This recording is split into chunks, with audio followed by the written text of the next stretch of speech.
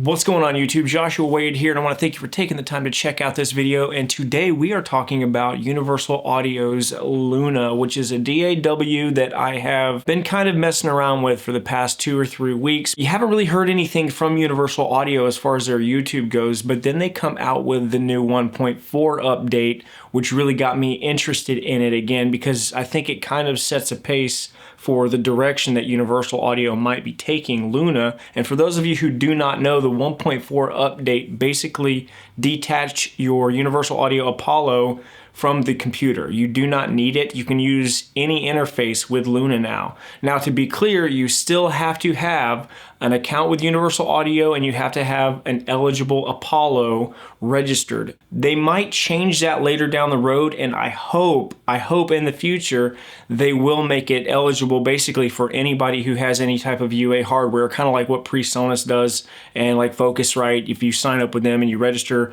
you get a bunch of free goodies and softwares and stuff like that. I hope that's where Universal Audio is going with it, and it looks like they might be going in that direction with this 1.4 update. One thing I noticed big time about it is Universal Audio is listening to the customer base. There was a YouTuber who made a video about it not having any templates available when it came out a couple years ago. At the time of recording this, it's about 2.5 years old, the DAW is, so it's still a very, very young DAW as far as DAWs go. They added a template feature. There's another YouTuber who had mentioned he didn't like the click track. If you go into Luna, you can actually select the click track type that you want, and they've tried to make it very familiar according to what DAW that you're used to. They're paying attention to their users. That's what I really, really like about how Universal Audio is going about this whole thing. They are actually paying attention so much to their customers. When you're in the splash screen, or whatever they want to call it, your first opening screen of Luna, there's actually a little button at the top you can click and you can submit your feedback, and they're obviously listening to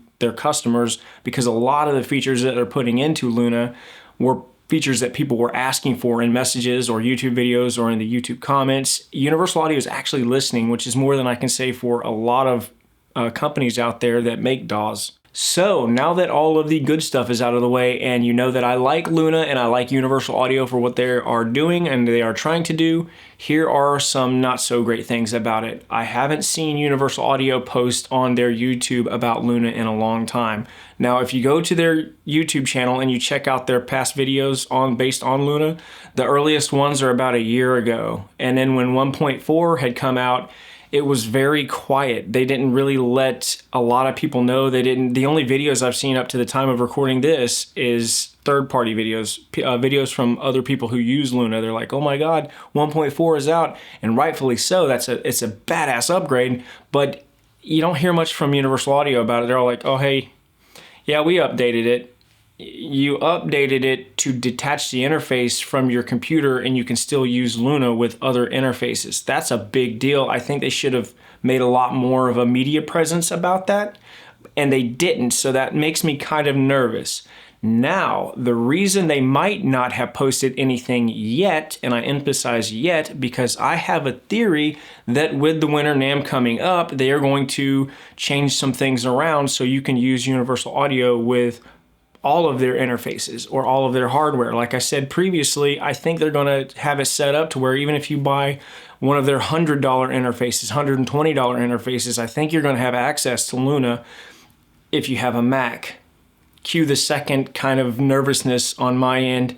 They do not have a Windows version, and when you go on their website to try to find like a press release on the development of a Windows version, the only thing they say is there is nothing in the works, so to speak, in so many words. I'll post it on the screen right now, what they actually say. That kind of makes me nervous. I'm primarily a Mac user, but I do use PC also. So I kind of want to have the option to use either or, and I seriously think that that's cutting Universal Audio off to a big demographic. Obviously, a lot of my friends use PCs to record music, and they look at Luna, and that was one of the biggest things. They saw me using Luna, like, oh hey, they saw it on my Instagram. Oh cool, Luna, Universal Audio? How do I get it? You can't get it because you're on a Windows machine.